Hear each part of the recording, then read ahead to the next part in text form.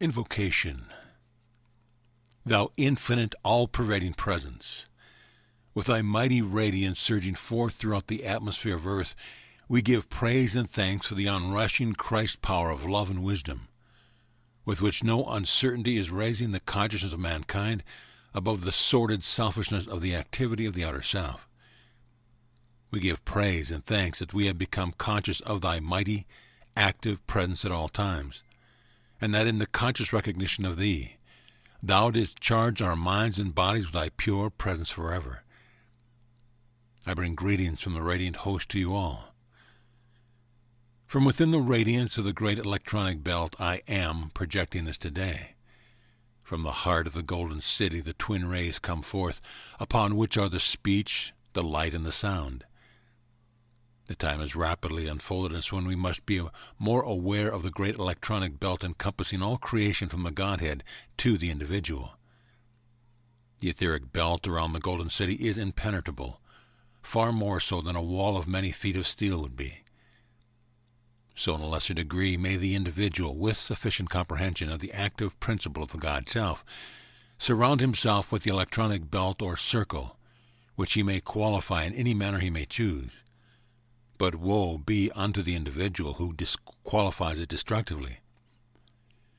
If anyone should be foolish enough to do this, he would find this belt of electronic force closing in upon his own outer form, and it would be consumed. But those who with wisdom build and qualified with God's mighty love and constructive power will find themselves moving in a world untouched by the ignorance of mankind. The cosmic period has arrived when those who have attained a certain degree of understanding must create, apply, and use this wondrous electronic circle.